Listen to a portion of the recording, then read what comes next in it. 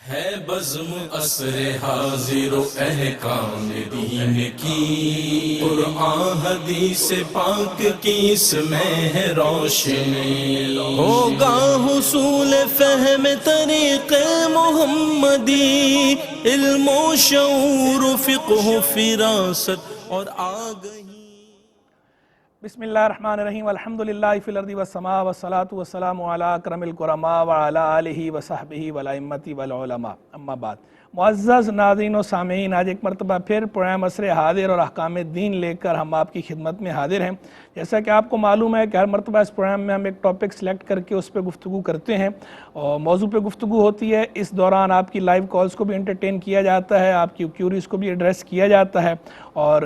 جیسا کہ آپ کو پہلے بھی ہر دفعہ عرض کرتے ہیں کہ یہ پروگرام ہمارا جو ہے وہ یوٹیوب پہ آفیشیل چینل جو ARYQ TV کا ہے اس پہ پلے لسٹ بنی ہوئی ہے عصر حاضر اور احکام دین کے نام سے۔ تو اگر کبھی کوئی پروگرام آپ کا مس ہو جائے یا بعد میں دیکھ کر اچھی طرح سمجھنا چاہیں، نوٹ ڈاؤن کرنا چاہیں، تو آپ اس پلے لسٹ کی طرف رجوع کر سکتے ہیں۔ ARYQ TV کے آفیشیل یوٹیوب چینل پہ عصر حاضر اور احکام دین کے نام سے پلے لسٹ ہے، اس میں پروگرامز آپ خود بھی دیکھیں اور آگے ثواب کی نیت سے دوسروں کو بھی شیئر کریں۔ تو ٹاپک جیسا کہ پچھلی مرتبہ بھی ہم نے گفتگو کی تھی کہ ماہ رمضان کی آمد ہے، تو ماہ رمضان کے حوالے سے ہمیں بہت سی کیوریز موصول ہوئی تھیں۔ تو پچھلی دفعہ ہم نے گفتگو کی تھی روزے اور تراویح کے بارے میں، کچھ کیوریز کو ہم نے ایڈریس کر لیا تھا۔ تو آج بھی ہمارے پاس بہت سی کیوریز جمع ہیں، تو آج بھی ہم اسی عنوان پہ گفتگو کریں گے، روزے اور تراویح کے حوالے سے۔ تو جو جنرل کیوریز ہیں وہ ہم جو ہے اس کو ایڈریس کرتے ہیں، ان سوالات کے جوابات دیتے ہیں جو ہمیں موصول ہوئے۔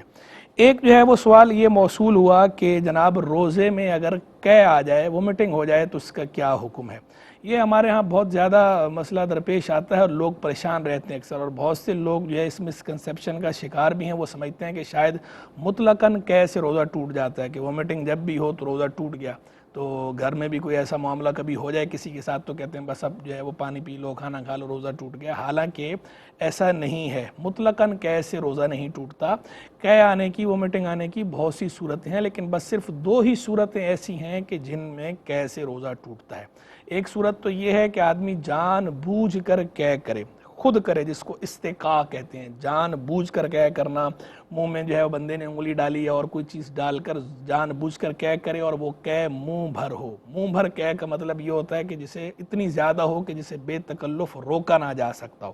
تو جان بوجھ کر کوئی خود قے کرے روزے میں اور منہ بھر قے کر دے تو روزہ ٹوٹ جاتا ہے۔ از خود جو الٹی آتی ہے، جو خود بخود جو وومٹنگ ہوتی ہے، قے آتی ہے، جیسے عام جو صورت ہے، تو اس طرح کی جو وومٹنگ ہوتی ہے اس سے روزہ نہیں ٹوٹتا۔ از خود قے آنے سے روزہ نہیں ٹوٹتا۔ از خود قے آنے سے روزہ صرف اسی صورت میں ٹوٹتا ہے جبکہ قے جو ہے وہ منہ بھر ہو اور بندہ اس میں چنے کی مقدار کے برابر یا اس سے زائد مقدار کو واپس لوٹا لے، حلق کے اندر لے جائے اور واپس لوٹائے تو روزہ ٹوٹے گا۔ اور عام طور پر ایسا ہوتا نہیں ہے۔ عام طور پر جو قے وغیرہ آتی ہے تو اس قے سے جو ہے وہ لوگ اندر لوٹاتے وغیرہ نہیں ہیں، از خود جو قے آتی ہے۔ تو عام حالات میں قے سے روزہ نہیں ٹوٹتا۔ بس یہ دو صورتیں ہیں قے سے روزہ ٹوٹنے کی جو میں نے عرض کر دی۔ اور پھر جو ہے وہ اس کے بعد ہمیں ایک کیوری یہ موصول ہوئی کہ خاتون جو ہے وہ روزے کی حالت میں، ہم نے یہ سنا ہے کہ نمک مرچ ذائقہ وغیرہ چکھ سکتی ہے، اس سے روزے پر کوئی فرق نہیں پڑتا۔ تو آیا یہ بات درست ہے یا نہیں؟ دیکھیں ہاں، فقہائے اسلام نے یہ مسئلہ بیان کیا ہے، کتب فقیہ کے اندر لکھا ہوا ہے کہ اگر کوئی خاتون جو ہے وہ ہاؤس وائف ہے، بناتی ہے، اور شوہر جو ہے وہ وسیلہ ہے یا بد مزاج ہے، اور ذرا سا بھی نمک مرچ جو ہے وہ زیادہ ہو جائے، کھانا تیکھا ہو جائے یا پھیکا ہو جائے تو وہ غصہ کرتے ہیں، تو اس صورت میں خاتون کو اتنی گنجائش دی گئی ہے کہ وہ صرف جو ہے وہ زبان کی نوک پہ رکھ کے اس کا ذائقہ چکھنا اور بعد میں تھوک دینا۔ اگر وہ اس طرح کر لیتی ہے تو اس صورت میں روزہ نہیں ٹوٹتا۔ لیکن خوب یاد رہے کہ چکھنے کا مطلب یہ ہوتا ہے کہ زبان کی نوک پہ رکھ کے ذائقہ چکھنا، نہ کہ اندر نگلنا۔ نگلنا نہیں ہے، اندر نگلنے کی اجازت نہیں ہے، صرف چکھنے کی اجازت ہے خاتون کو اس حالت میں۔ اور وہ چکھنا ہوتا ہے، یہ جو ہماری زبان ہوتی ہے اس پہ ٹیسٹ بڈز ہوتے ہیں اور وہ آگے کی طرف ہی ہوتے ہیں زبان کی نوک کے پاس۔ تو بس وہ جو زبان کی نوک کے پاس جو حصہ ہے اس پہ بندہ کوئی بھی چیز رکھتا ہے تو ذائقہ مارتا ہے، تو بس وہ اتنا رکھ کر اور اس کے بعد اسے تھوک دینا ہے، اسپٹ کر دینا ہے۔ اندر جو ہے وہ حلق میں نہیں لینا، حلق میں نہیں اتارنا۔ اگر حلق میں اتاریں گی تو اس سے روزے پر اثر پڑتا ہے۔ روزہ جو نہ ٹوٹنے کی بات ہے وہ اسی صورت میں ہے جبکہ زبان کی نوک پہ رکھا، ذائقہ چکھا اور اس کے بعد جو ہے اسے تھوک دیا۔ اور یہ بھی اس وقت ہے کہ جبکہ واقعی جو ہے وہ شوہر جو ہے وہ غسیلہ ہو یا بد مزاج ہو یا اس بات کو برداشت نہ کرتا ہو. ادروائز اگر جو ہے وہ شوہر کی طبیعت اس طرح کی نہیں ہے تو پھر اس صورت میں یہ چکھنے کی حاجت نہیں ہے. صورت میں جو ہے خود ہی، اور ویسے بھی جو اس طرح کھانا بنانے والی ہوتی ہیں خواتین عام طور پر وہ ماہر ہوتی ہیں کھانا پکانے کی. جس بندے کا جو کام ہوتا ہے، جس کا کام اس کو ساجے، تو بندے کو بار بار جو بندہ کام کرتا ہے تو اسے آئیڈیا ہوتا ہی ہے مقدار کا کہ کتنی مقدار چیز کی ڈالنی ہے، کتنی کم ہے، کتنی زیادہ، پہلے سے بندے کو آئیڈیا ہوتا ہی ہے. تو ایسی صورت عام طور پر درپیش کم آتی ہے. تو جب ایسی کوئی صورتحال درپیش آ جائے تو فقہا نے یہ مسئلہ بیان کیا. یعنی ایسا نہیں ہے کہ آپ اس کو آڑ بنا لیں مستقلی کہ جناب روز آپ نے روزے کے اندر جو ہے وہ ذائقہ چکھنا ہے، ذائقہ لینا ہے، تو ایسا نہیں ہے. وہ جو خاص صورت ہے میں نے بتا دیا کہ اس خاص صورت کے بارے میں جو ہے یہ حکم بیان کیا گیا کتابوں کے اندر. اب ایک کالر شامل کرتے ہیں. السلام علیکم. جی وعلیکم السلام. جی فرمائیے. جی یہ میری 2 سال پہلے ایک طلاق ہوئی تھی نا، تو اس کے بعد نا کچھ دن پہلے میرے شوہر کہتے ہیں کہ تم ایسے بیٹھے بیٹھے نا کہتے کہ تم میری مرنے کے بعد عدت کرے گی. تو میں نے کہا کیوں، آپ نے کتنی دفعہ طلاق دی ہے، میں کیوں نہیں کروں گی نا. تو وہ ایسے تھوڑا غصے میں آئے تو پھر کہتے ہیں ہاں میں نے 3 دفعہ دے دی. تو اس سے نیت وغیرہ نہیں تھی اور ایسا کوئی لفظ بھی استعمال نہیں کیا انہوں نے. شوہر نے کہا کہ میں نے 3 دفعہ دے دی ہے طلاق. نہیں طلاق کا لفظ نہیں لیا انہوں نے، طلاق کا نام ہی لفظ نہیں لیا نا. استعمال کیا، لیکن یہ طلاق کے جو بات آپ نے کی تھی اس کے جواب میں انہوں نے کہا کہ میں نے 3 دفعہ دی. جی تھوڑا غصے ہوئے تھے نا، کہتے ایسے باتیں نہیں کرتے، ڈانٹتے ہوئے کہا کہ ہاں. ویسے 2 دفعہ طلاق وہ آپ کو پہلے دے چکے تھے؟ نہیں 1 دفعہ ہوئی ہے نا 2 سال پہلے. 2 سال پہلے 1 دفعہ میں نے طلاق دی تھی. ٹھیک تو میں نے پہلی کی، یعنی کہ میرے دل میں تھا نا وہ تھا نا جو پہلی والی تھی. ٹھیک ہے، میں عرض میں نے کرتا کہا ہوں. کہ 1 دفعہ میں عرض کرتا ہوں جی. پھر جو ہے وہ ہمیں ایک سوال یہ ہوا کہ جناب کیا روزے کی حالت میں سر پر تیل وغیرہ لگایا جا سکتا ہے؟ تو جناب بالکل روزے کی حالت میں سر پہ تیل لگایا جا سکتا ہے. تیل لگانے کی ممانعت نہیں ہے، تیل لگایا جا سکتا ہے. اور ویسے بھی جو ہے وہ جب تیل کی حاجت ہو تو بندے کو سر کے جو بال ہیں ان کا اکرام کرنا چاہیے، تیل وغیرہ لگانا چاہیے جس کے سر پر بال ہوں. سر کو پراگندہ رکھنا، بالوں کو اس طرح جو ہے بے ترتیب رکھنا، بالوں کو بالکل ان کی کیئر نہ کرنا، یہ بھی اچھی بات نہیں ہے. بالوں کے اکرام کا ہمیں حکم دیا گیا ہے کہ جس کے بال ہوں تو پھر وہ ان بالوں کا خیال رکھے. اور تیل لگانا بھی جو ہے بالوں کے خیال رکھنے میں شامل ہے. اور روزے پر تیل کا کوئی اثر نہیں پڑتا، تو لہذا اگر کوئی روزے کی حالت میں سر کے بالوں میں تیل لگاتا ہے تو لگا سکتا ہے. داڑھی کے بالوں میں بھی تیل لگایا جا سکتا ہے، تو تیل لگانے کی اجازت ہے. پھر جو ہے وہ ایک بھائی نے سوال پوچھا ہم سے کہ جناب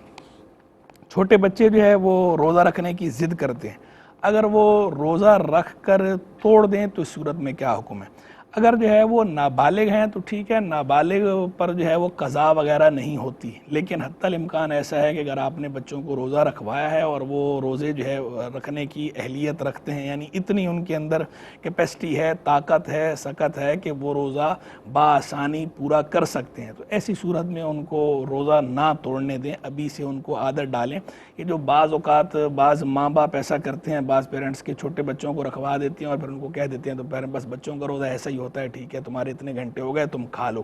تو اس سے یہ ہوتا ہے کہ بچپن سے ہی ان کو غلط عادت پڑ جاتی ہے. تو اگر واقعی جو ہے وہ بچہ اتنا کمزور ہے کہ وہ روزہ برداشت نہیں کر سکتا یا اس کی صحت کے لیے کوئی مسائل ہیں تو اس صورت میں تو ٹھیک ہے. لیکن اگر وہ معمولی سے صرف بھوک پیاس جو ہے وہ تو ظاہری بات ہے بڑے کو بھی لگتی ہے، بچے کو بھی لگتی ہے. اگر معمولی بھوک پیاس کی بنا پہ بچہ ایسے ضد کر رہا ہے کہ میں روزہ توڑتا ہوں تو پھر اسے اس طرح توڑنے نہ دیں. کہ بچے کو بچپن سے ہی آپ شرعی احکام سکھائیں، عبادات کا پروٹوکول سکھائیں، اس کی اہمیت بتائیں، تاکہ بچپن سے جب جو ایک چیز سکھائی جاتی ہے تو جو بچے کا ذہن ہوتا ہے نا، ذہن و صبی کا نقش الحجر کہاوت ہے کہ بچے کا ذہن جو ہے وہ ایسے ہے کہ جیسے پتھر پر اگر کوئی آپ نقش ڈال دیں تو پھر وہ مٹتا نہیں ہے. تو ایسی بچہ جو ہے اس کے بچپن میں چائلڈ میں جو نقش اس کے ذہن پہ ڈال دیا جائے تو وہ آسانی سے مٹنے والا نہیں ہوتا. تو اس حالت میں ہی بچوں کو تربیت کرنی چاہیے اور اچھی عادتیں بچوں کو سکھانی چاہیے اور عبادات کی اہمیت سکھانی چاہیے اور بلا وجہ انہیں رخصت کے دروازے نہ دکھائے جائیں. ہاں کوئی مجبوری ہو تو ٹھیک ہے، مجبوری کی صورت میں جو ہے وہ شریعت نے آپشن یہ دیا ہی ہے کہ آپ مجبوری کی حالت میں ٹھیک ہے، اگر ایسا ہو جائے تو پھر وہ بچہ روزہ توڑ سکتا ہے، اور چونکہ بچہ ہے تو بچے کے نابالغ ہوتا ہے، نابالغ جو ہے وہ مکلف نہیں ہوتا، تو اگر وہ روزہ توڑ دے تو اس روزے کی قضا وغیرہ نہیں رکھی جائے گی، اور لیکن ویسے بچے کو حتی الامکان آداب سکھائیں اور توڑنے نہ دیں، مجبوری ہو تو ٹھیک ہے پھر توڑا بھی جا سکتا ہے۔ ایک کالر ہیں، شامل کرتے ہیں۔ السلام علیکم۔ السلام علیکم۔ وعلیکم السلام۔ جی فرمائیے۔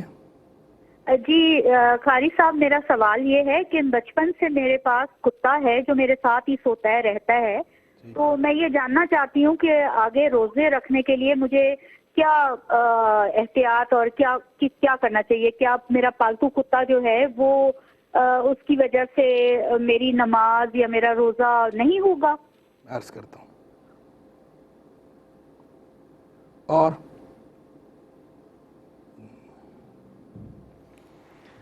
جناب، تو میں کیوریز کے بارے میں بات کر رہا تھا، جو ہے وہ ایک کیوری جو ہے وہ ہمیں یہ موصول ہوئی کہ روزے میں اگر کوئی موبائل پر گیم کھیلتا ہے یا موبائل پہ ویڈیوز وغیرہ دیکھتا ہے تو اس کا کیا حکم ہے؟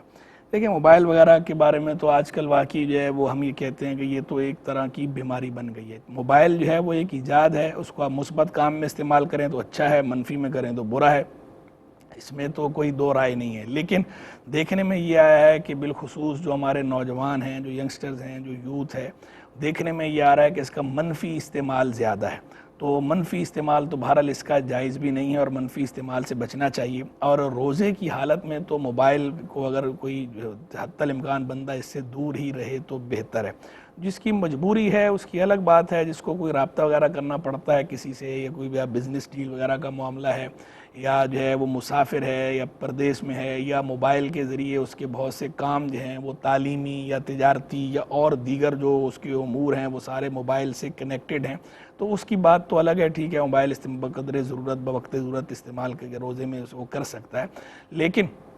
یہ جو فضولیات میں وقت ضائع کرنا ہے یہ روزے کے علاوہ بھی درست نہیں ہے، اور روزے میں تو بدرجہ اولا درست نہیں ہے کہ آپ دیکھیں روزہ بندے نے اللہ کے لیے رکھا اور اس روزے کے اندر اب آپ جو ہے وہ وقت جو ہے وہ ضائع کر رہے ہیں اور کہہ رہے ہیں جناب ہم ٹائم پاس کر رہے ہیں۔ تو یہ ٹائم پاس کرنے کا کون سا طریقہ ہے کہ آپ موبائل کے اندر آپ نے ویڈیو گیم لگا لی اور آپ موبائل پہ مستقل گیم کھیلے جا رہے ہیں، گھنٹوں آپ گیم کھیلے جا رہے ہیں، یا موبائل میں آپ نے ڈرامے لگا لیے، یا موبائل میں فلمیں لگا لی، یا موبائل میں اور کوئی اس طرح کی چیزیں آپ نے موبائل میں کرنا شروع کر دی۔ روزہ عبادت ہے، کیوں اپنی عبادت کی نورانیت، برکت، رحمت ختم کرنے کا سبب ہیں یہ امور، اس طرح کی فضولیات کے اندر پڑھنا، تو روزے میں فضولیات سے حتی الامکان بچیں۔ آپ پر مختصر سے بریک کا وقت ہوا چاہتا ہے، امید کرتے ہیں آپ ہمارے ساتھ رہیں گے۔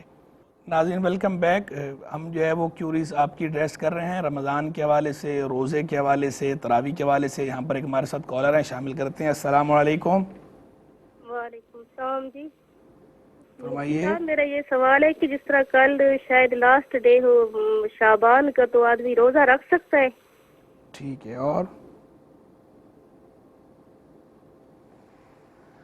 جی ناظرین، تو جو ہے وہ کیوریز پہ ہم بات کر رہے تھے۔ ایک کیوری ہمیں یہ موصول ہوئی کہ اگر کوئی مریض ہے، دمے کا پیشنٹ ہے، استھما کا یا سانس کا مریض ہے، اور وہ انہیلر یوز کرتا ہے، تو کیا انہیلر استعمال کرنے سے روزہ ٹوٹ جاتا ہے یا نہیں ٹوٹتا؟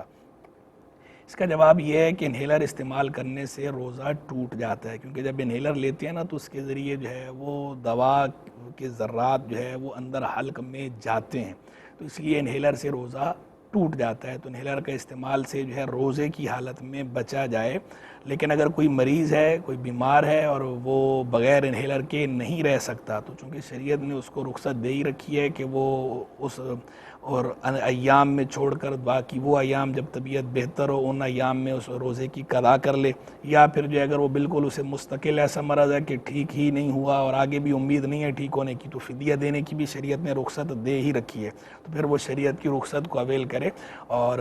اگر دوا لینا ضروری ہے اور ایسا ہو سکتا ہے کہ وہ سحری میں انہیل کر رہے یا افطار میں کرے اور دن جو ہے وہ آسانی سے گزارا جا سکتا ہو، تو روزہ بھی رکھا جا سکتا ہے بغیر انہیلر کے۔ لیکن اگر واقعی ایسا پیشنٹ ہے کہ روزے میں اس کی حالت خراب ہو جاتی ہے اور بغیر انہیلر کے نہیں رہا جاتا، تو پھر وہ روزہ نہ رکھے، کیونکہ اگر وہ روزہ رکھے گا اور انہیل کرے گا تو انہیلر سے روزہ ٹوٹ جائے گا۔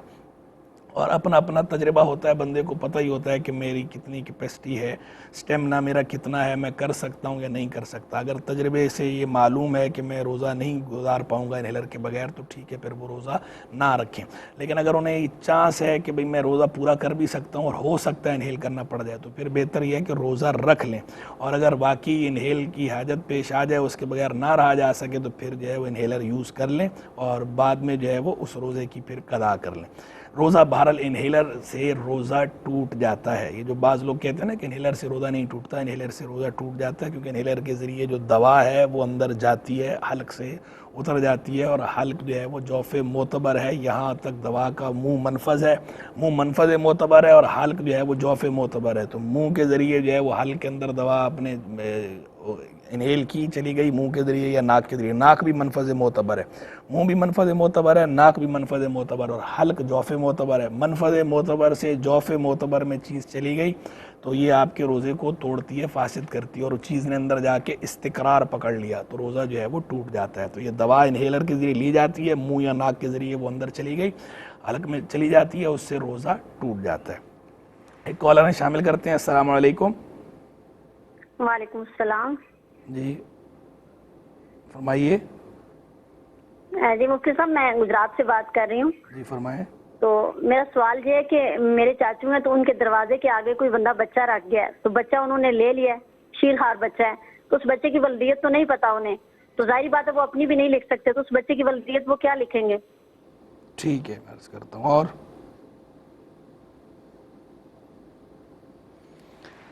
جی ناظرین، تو میں گزارش کر رہا تھا کہ انہیل کرنے سے روزہ ٹوٹ جاتا ہے، کوئی انہیلر کرے گا تو اس سے روزہ ٹوٹ جائے گا، اور باقی مریض کو شریعت نے جو رخصت دی ہے وہ بھی میں نے عرض کر دی۔ اب اسی سے ایک اور ریلیٹڈ جو ہے وہ ملتا جلتا سوال ہمیں یہ موصول ہوا کہ اگر کوئی نیبلائز کرتا ہے روزے کے اندر، بیمار ہے، مریض ہے، نیبلائز کرتا ہے، تو نیبلائز کرنے سے روزہ ٹوٹے گا یا نہیں ٹوٹے گا؟ تو دیکھیں، نیبلائز کرنے سے بھی روزہ ٹوٹ جاتا ہے، کیونکہ جب نیبلائزر ہم یوز کرتے ہیں تو اس میں باقاعدہ دوا ڈلتی ہے، اور وہ دوا جو ہے وہ اندر جاتی ہے ہمارے، اور اس کے اجزاء جو ہے وہ اندر چلے جاتے ہیں، تو اس کے اجزاء یا ذرات جو ہے وہ ناک کے ذریعے یا منہ کے ذریعے حلق میں چلے جاتے ہیں، اور جیسا کہ میں نے پہلے عرض کیا کہ حلق جو ہے جوف معتبر ہے، اور منہ اور ناک یہ دونوں منفذ معتبر ہیں، اور یہ اصول ہے روزے کے حوالے سے، روزہ ٹوٹنے کے حوالے سے، کہ منفذ معتبر سے جوف معتبر میں کوئی دوا یا غذا جائے اور جا کر استقرار پکڑ جائے تو اس سے روزہ ٹوٹ جاتا ہے۔ تو لہذا اگر کوئی نیبلائز کرتا ہے روزے کی حالت میں تو نیبلائز کرنے سے بھی روزہ ٹوٹ جاتا ہے، اور انہیلر کرنے سے بھی روزہ ٹوٹتا ہے، نیبلائز کرنے سے بھی روزہ ٹوٹتا ہے، اور اسی طرح جو اگر کوئی اسٹیم وغیرہ لیتا ہے اس انداز میں کہ جو ہے اس کے اندر کوئی دوا ڈلی ہوئی ہے اور وہ دوا جو ہے وہ اندر لے لیتا ہے، تو دوا کے ذرات جو ہے چاہے وہ کسی بھی شیپ میں اندر اگر جائیں گے تو اس سے روزہ ٹوٹ جاتا ہے، اور خالی جو ہے وہ دوا وغیرہ کچھ بھی نہیں ہے، خالی جو ہے وہ خالی بھاپ ہو، خالی بھاپ کا معاملہ الگ ہے۔ میں عرض کرتا ہوں، ایک کالر شامل کرتے ہیں۔ السلام علیکم۔ ہیلو، السلام علیکم۔ وعلیکم السلام، جی فرمائیے۔ جی میں پشاور سے بات کر رہی ہوں۔ جی فرمائیں۔ جی میں نے یہ کہنا تھا کہ ہم لوگوں نے کچھ پیسے رکھے ہوئے مدنی مسجد کراچی کے لیے، ٹھیک ہے۔ تو وہ مفتی صاحب نے کچھ کہا تھا ٹی وی پہ، سہیل امجد مفتی صاحب نے، تو وہ ہمیں ابھی پتہ نہیں چل رہا اس کا، تو کیا پیسے اسی مسجد کو ہم دیں یا کسی اور مسجد کو دے دیں؟ ٹھیک ہے، میں عرض کرتا ہوں۔ جی ناظرین، تو میں گزارش کر رہا تھا کہ نیبلائز کرنے سے بھی روزہ ٹوٹ جاتا ہے اور انہیلر سے بھی روزہ ٹوٹ جاتا ہے، اور ایک اسی سے ہمیں جو ہے وہ کیوری یہ موصول ہوئی کہ کوئی اگر جو ہے وہ ویکس یا بام جو ہے وہ سر پہ لگا لے یا ناک پہ لگائے تو اس صورت میں روزہ ٹوٹتا ہے یا نہیں ٹوٹتا۔ اگر کوئی ویکس یا بام جو ہے وہ صرف سر پہ لگائے یا ماتھے پہ لگائے یا ناک کے بیرونی حصے پہ لگائے تو اس سے جو ہے وہ روزہ نہیں ٹوٹتا، اور معمولی سے ایسے لگا دیا اس سے روزہ نہیں ٹوٹتا۔ ہاں جو ہے وہ جس طرح دھوئیں کے بارے میں ہے کہ کوئی کھینچے زور سے، جیسے دھواں قریب کر کے کھینچا جائے اور وہ دھواں اندر اتر جائے تو اس سے روزہ ٹوٹتا ہے، تو اسی طرح اگر جو ہے کسی نے وکس یا بام کو اس انداز میں استعمال کیا کہ اندر کھینچا اور اس کے جو دوا ہے، وکس ہے یا بام ہے، اس کے ذرے جو ہے وہ دوا اگر اندر چلی گئی، حلق میں اتر گئی تو روزہ ٹوٹے گا، ادروائز خالی جو ہے وہ بیرونی حصے پہ لگانا، معمولی سے ایسے لگانا یا سر پہ جو ہے وہ لگانا وکس یا بام، یہ لگانے سے روزہ نہیں ٹوٹتا۔ پھر جو ہے وہ ایک سوال ہمیں یہ موصول ہوا کہ جناب آنکھ میں دوا ڈالنے سے روزہ ٹوٹتا ہے یا نہیں ٹوٹتا؟ دیکھیں آنکھ میں دوا ڈالنے کے بارے میں جو ہمارے قدیم فقہا ہیں ان قدیم فقہا کا تو اس بات پر اتفاق ہے کہ آنکھ میں دوا ڈالنے سے روزہ نہیں ٹوٹتا، اور حدیث طیبہ سے بھی اسی کی تائید ملتی ہے، کیونکہ حضور جان عالم علیہ السلام نے روزے کی حالت میں سرما لگانے کی اجازت دی، اسی وجہ سے فقہاء کرام بھی روزے کی حالت میں سرما لگانے کی اجازت دیتے ہیں۔ تو جب سرما لگانا حدیث سے ثابت ہے اور آنکھ میں سرما لگایا اس سے روزہ نہیں ٹوٹتا، تو اسی طرح جو ہے وہ آنکھ میں اگر دوا ڈالی تو اس سے بھی روزہ نہیں ٹوٹتا۔ قدیم فقہا کا موقف یہ تھا، اور اس وقت جو ہے وہ علماء کے مابین اختلاف ہے، کیونکہ جو اطباء ہیں اطباء کی رائے میں اختلاف ہے۔ بعض حضرات یہ کہتے ہیں کہ آنکھ سے لے کر آگے جو ہے وہ حلق تک یا ناک تک جو ہے وہ منفذ ہے، تو جو دوا وغیرہ ڈالی جاتی ہے تو اس کا ذائقہ حلق میں محسوس ہوتا ہے، تو اس بنا پر بعض حضرات علماء یہ کہتے ہیں کہ آنکھ میں دوا ڈالنے سے روزہ ٹوٹ جاتا ہے۔ لیکن ہمارا موقف وہی ہے جو قدیم فقہا کا موقف ہے کہ آنکھ میں دوا ڈالنے سے روزہ نہیں ٹوٹتا، کیونکہ آنکھ اور ناک کے ساتھ جو آنکھ سے سنکرونائز ہے، ناک کی طرف ایک نالی ہے، وہ بڑی جو ہے وہ باریک سی نالی ہے، اور ایسا جو منفذ معتبر کوئی نظیر موجود نہیں ہے کہ اتنے باریک جو ہے کوئی منفذ معتبر ہمارے بدن کے اندر ہو۔ تو منفذ ایک ہوتا ہے اور ایک ہوتا ہے مسام۔ مسام کہتے ہیں چھوٹے چھوٹے سوراخوں کو، اور منفذ ہوتا ہے بڑا سوراخ۔ تو ہمارے جسم کے اندر جو سوراخ ہیں، پورے جسم پر چھوٹے چھوٹے سوراخ ہوتے ہیں، جو پسینہ نکلتا ہے ہمارا تو وہاں باہر نکلتے ہیں ان مساموں کے ذریعے، مسامات کے ذریعے۔ تو یہ جو آنکھ سے ناک تک جو نالی ہے یہ مسام کے زیادہ مشابہ ہے منفذ کے مقابلے میں، تو اس پر حکم بھی مسام والا جاری ہوتا ہے، منفذ والا جاری نہیں ہوتا۔ تو اگرچہ جو ہے وہ دوا کا ذائقہ حلق میں محسوس ہوتا رہے، کیونکہ یہاں پر دوا جو ہے وہ منفذ معتبر کے ذریعے جوف معتبر میں نہیں پہنچی، اس لیے روزہ نہیں ٹوٹتا۔ اور آج بھی اکثر علماء کا موقف یہی ہے، یہ بعض رات علماء کی رائے ہے ٹوٹنے والی، اکثر علماء جو ہے وہ آج بھی یہی کہتے ہیں کہ آنکھ میں دوا ڈالنے سے روزہ نہیں ٹوٹتا، اور احادیث و آثار سے بھی اسی کی تائید ہوتی ہے۔ تو لہذا اگر کوئی مریض ہے، کوئی بیمار ہے یا آنکھ کی تکلیف ہے، روزے کی حالت میں اسے آنکھ میں دوا ڈالنے کی ضرورت پیش آ جاتی ہے، تو وہ آنکھ میں دوا بے جھجک ڈال سکتا ہے، آنکھ میں دوا ڈالے، روزہ نہیں ٹوٹے گا، روزہ اسے پورا کر لے۔ تاہم کوئی بندہ اگر ان حضرات علماء کے جو آنکھ میں دوا ڈالنے سے روزہ ٹوٹنے کے قائل ہیں، اگر کوئی ان کی تحقیق پر عمل کرتا ہے تو وہ بھی اپنی جگہ درست ہے، جیسا کہ میں پہلے بھی کئی دفعہ عرض کر چکا ہوں کہ جو اختلافی مسائل ہوتے ہیں، اختلافی مسائل میں وسعت ہوتی ہے، توسع ہوتا ہے، گنجائش ہوتی ہے، اور عبادت کے معاملے میں احتیاط بہتر ہوتی ہے۔ تو کوئی اگر جو ہے ان اختلافی مسائل میں کسی بھی عالم ماہر مستند عالم کی رائے پر دیانتداری سے عمل کرتا ہے تو اس کے لیے اس کی گنجائش موجود ہے۔ ہاں، دوسروں پہ طعن و تشنیع کی اجازت نہیں ہے۔ بعض لوگ یہ جو اختلافی مسائل میں اس میں بھی شدت سے کام لیتے ہیں، یہ درست نہیں ہے۔ قطعیات کا معاملہ الگ ہے، جو قطعی مسائل ہیں وہ الگ ہیں، اور جو ظنی مسائل ہیں وہ الگ ہیں۔ یہ جو اجتہادی نوعیت کے مسائل ہوتے ہیں، ظنی نوعیت کے مسائل ہوتے ہیں، ان میں علماء کی، ائمہ کی، فقہا کی آراء میں باہم اختلاف ہوتا ہے، اور سب کے پاس اپنے اپنے دلائل ہوتے ہیں، کوئی بھی بے دلیل بات نہیں کر رہا ہوتا۔ تو لہذا اس میں اگر کسی بھی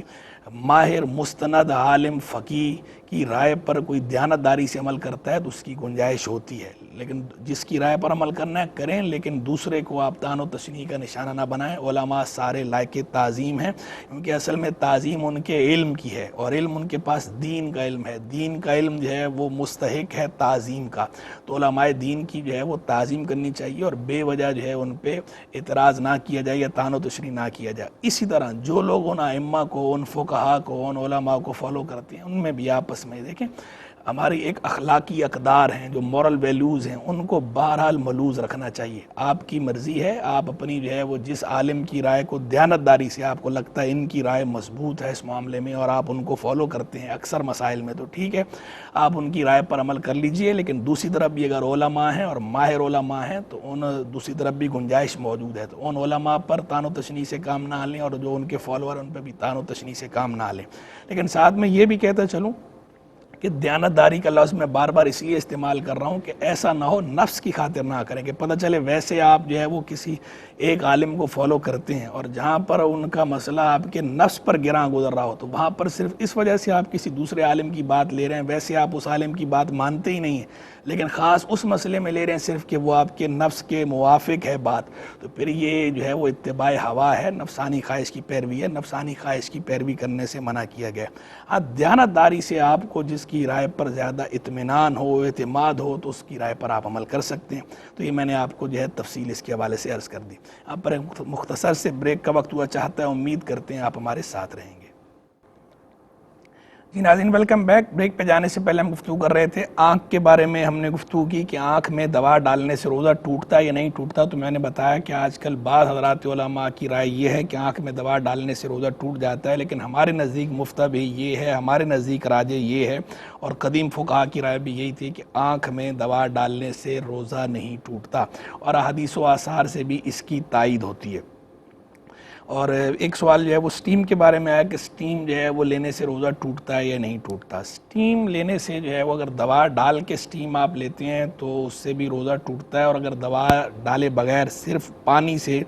گرم پانی کی بھاپ جب بندہ لیتا ہے تو عام طور پر پانی جو ہے وہ بخارات میں تبدیل ہو کر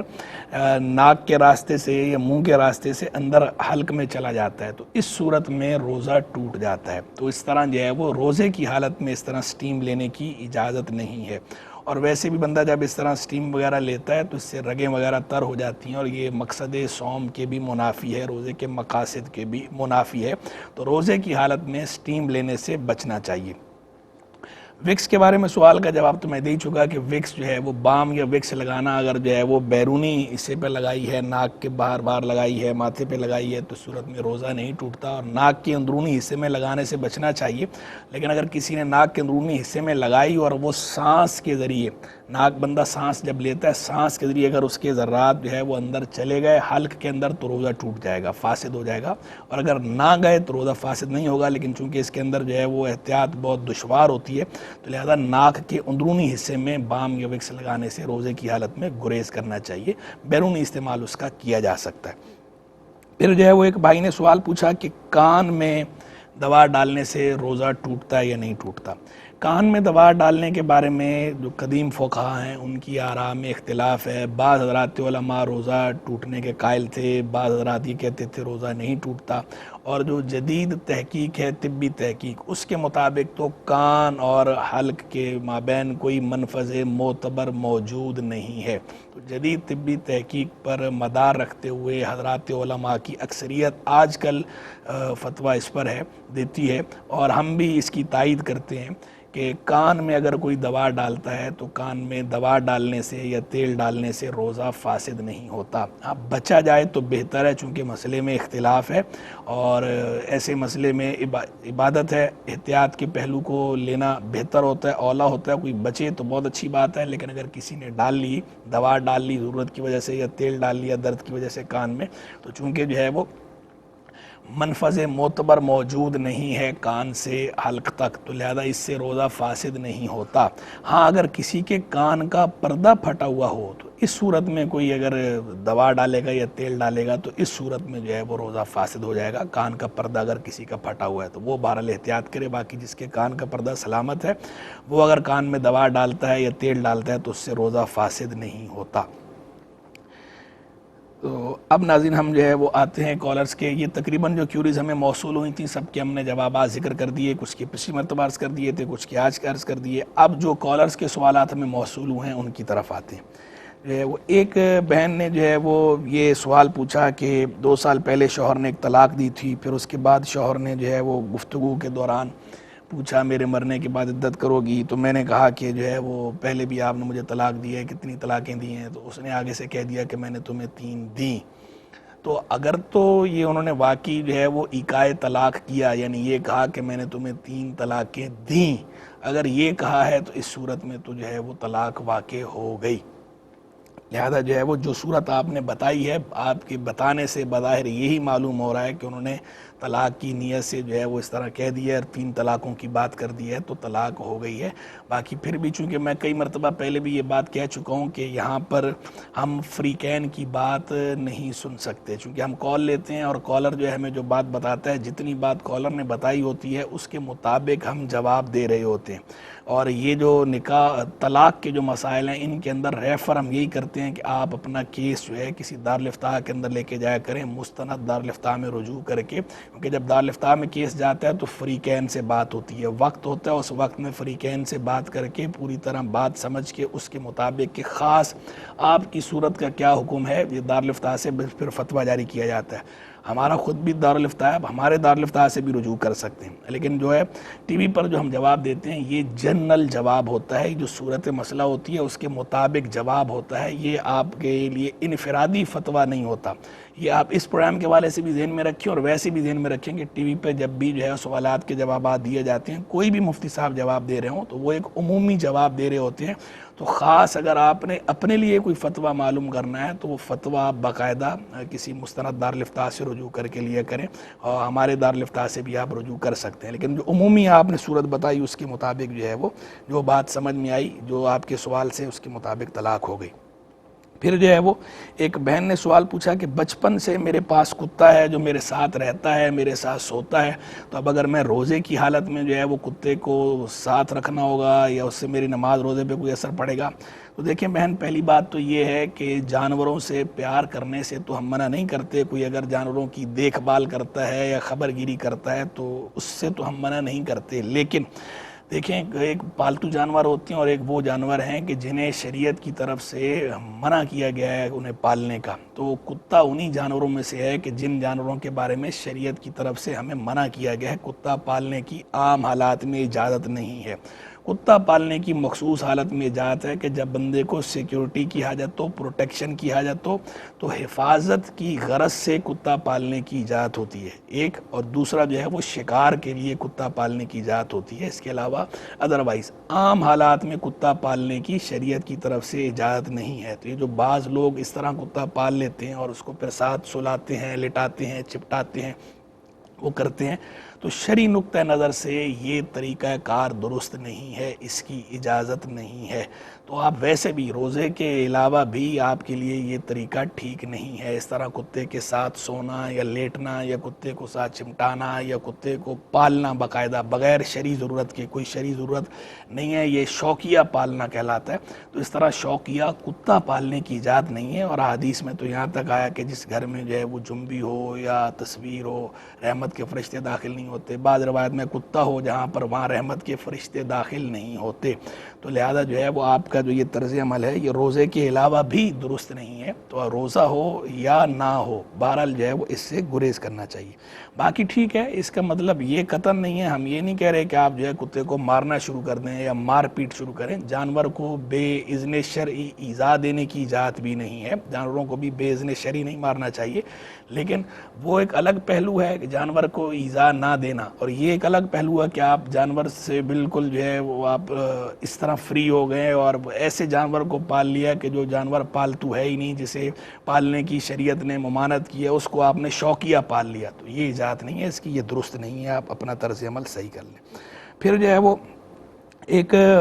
جو ہے وہ بہن نے سوال پوچھا کہ چاچو کے دروازے کے آگے کوئی شیرخوار بچہ رکھ کے چلا گیا، اب وہ چاچو نے اٹھا لیا، اب ظاہری بات ہے معلوم نہیں یہ بچہ کس کا ہے، اور ولدیت میں وہ اپنا نام بھی نہیں درج کر سکتے، اندراج نہیں کرا سکتے، تو اب کیا کیا جائے؟ تو جناب بہن اس کا حل موجود ہے سیدھا سیدھا کہ وہ اندراج کرائیں سرپرست کا، خانہ جتنے بھی ڈاکومنٹس ہوتے ہیں ان کے اندر باقاعدہ یہ آپشن موجود ہوتا ہے کہ یا فادر نہیں ہے تو گارجین کا جو آپشن ہے موجود ہوتا ہے، سرپرست کا آپشن موجود ہوتا ہے، تو شرعی طور پر اپنا نام لگانے کی اجازت نہیں ہے، سرپرست کا نام جو ہے وہ سرپرست کے طور پر وہ اپنا نام انہیں دے سکتے ہیں، باپ کے طور پر نام نہیں دے سکتے، اور سخت وعیدات بھی اس بارے میں روایات میں آئی ہیں، لہذا جو ہے وہ اس میں احتیاط کرنی چاہیے۔ پھر جو ہے وہ ایک بہن نے یہ سوال پوچھا کہ ہم نے جو ہے وہ پیسے نکال کے رکھے ہوں گے کسی مسجد میں دینے کے لیے، لیکن مسجد ہے کراچی میں، تو کیا آیا اسی مسجد میں پیسے دینا ضروری ہیں یا ہم کہیں پر بھی دے سکتے ہیں؟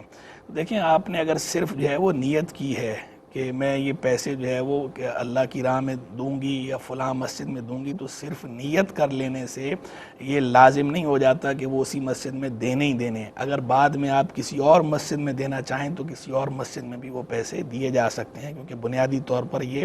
رائے خدا میں دینے کی نیت ہوتی ہے کہ میں اللہ کی راہ میں یا فلاں مسجد جو اللہ کا گھر ہے اس کی میں مدد کے لیے یہ پیسے دوں گی، تو وہ آپ اللہ کے کسی بھی گھر میں مدد کی نیت سے پیسے دے سکتی ہیں، کیونکہ یہ صرف آپ نے نیت کی تھی۔ اور صرف نیت کر لینے سے یا صرف الگ سے ایسے نکال کے رکھنا اور خالی ذہن میں نیت ہے کہ میں اس طرح خرچ کروں گی، تو صرف اس طرح نیت کر لینے سے لازم نہیں ہو جاتا کہ اسی جگہ ہی آپ نے دینے، کسی اور نیک کام میں بھی آپ خرچ کر سکتی ہیں۔ اور لیکن بہتر یہی ہے کہ آپ اس نیک کام میں ہی خرچ کریں، مسجد کی نیت سے نکالے ہیں تو مسجد میں ہی خرچ کریں۔ پھر جو ہے وہ ایک ہمیں سوال یہ موصول ہوا تھا کہ رمضان میں، یہ پچھلی مرتبہ کا ایک سوال ہمارا رہ گیا تھا، اس میں سوال یہ کالر نے پوچھا تھا کہ رمضان میں کوئی تاریخی ڈرامہ دیکھ سکتے ہیں یا نہیں دیکھ سکتے۔ دیکھیں رمضان کے اندر حتی الامکان عبادت میں وقت گزارنا چاہیے، ڈرامے وغیرہ دیکھنا جو ہے کوئی اچھی بات نہیں ہے، چاہے وہ تاریخی ڈرامے ہی کیوں نہ ہو۔ عام طور پر جو ڈرامے ہوتے ہیں ان کے اندر غیر شرعی امور ہوتے ہی ہوتے ہیں، تو تاریخی ڈرامہ ہو یا غیر تاریخی ڈرامہ ہو، رمضان میں ڈرامے سے بہرحال بچیں، رمضان میں اسکرین سے دور رہیں، اللہ تبارک و تعالیٰ کی عبادت میں وقت گزاریں۔ اور اگر ٹی وی آپ نے دیکھنا ہی ہے تو پھر آپ اس کے اوپر ایسے پروگرام دیکھیں جن کے ذریعے آپ کے علم میں اضافہ ہو، جن کے ذریعے دل میں خوف خدا پیدا ہو، نیکی کا رجحان پیدا ہو، اس طرح کا کوئی پروگرام دیکھنا ہے جو اور وہ جائز پروگرام ہو، جیسے علماء دین کے پروگرام آتے ہیں، جیسے ہمارے ایئر کیو ٹی وی ہے، اس پہ پروگرامز ہوتے ہیں، تو نعت خوانی ہے، تلاوت کلام مجید ہے، اذان ہو رہی ہے، نماز کے بارے میں بتایا جا رہا ہے، مفتیان دین علماء کرام بیٹھے ہیں، شرعی مسائل بتا رہے ہیں، سکھا رہے ہیں، تو اس طرح کے جو پروگرامز ہیں وہ اگر آپ نے دیکھنے ہیں تو دیکھیں، ادروائز آپ جو ہے وہ ٹی وی اسکرین سے دور رہیں۔ رمضان کے اندر عبادت میں جتنا وقت گزاریں اتنا ہی بہتر ہے آپ کے لیے۔ تو تاریخی ڈرامے وغیرہ دیکھنے کی اس طرح اجازت نہیں ہے ماہ رمضان میں۔ رمضان کے علاوہ بھی تاریخی ڈرامے اگر خرافات پر مبنی ہوں، غیر شرعی امور پر مبنی ہوں، تو غیر شرعی امور پر مبنی ڈرامے دیکھنے کی اجازت نہیں ہے۔ اسی طرح جو ہے وہ بعض جو ہے ینگسٹر جو ہمارے ہیں، بالخصوص جو یوتھ ہے ہماری، بچے جو ہے وہ ماہ رمضان میں گلیوں میں، سڑکوں پہ، مین روڈ پہ وکٹیں لگا کے کرکٹ میچ شروع کر دیتے ہیں اور اس میں وقت گزارتے ہیں، ساری رات میچ کھیل رہے ہیں، سحری تک کھیل رہے ہیں، یہ بھی کوئی اچھی بات نہیں ہے۔ آپ رمضان میں عبادت میں وقت گزارنا تھا، جاگنا عبادت کے لیے ہوتا ہے، نہ کہ فضولیات میں وقت گزارنے کے لیے، تو اس طرح کی چیزوں سے بچنا چاہیے۔ اللہ تبارک و تعالی ہمارا اور آپ سب کا حامی و ناصر ہو۔ وآخر دعوانا ان الحمدللہ رب العالمین۔ بزم عصر حاضر و احکام دین کی، قرآن حدیث پاک کی اس میں ہے روشنی، ہوگا حصول فہم طریق محمدی، علم و شعور و فقہ و فراست اور آگہی، ہے بزم عصر حاضر و احکام دین کی، قرآن حدیث پاک کی اس میں ہے روشنی۔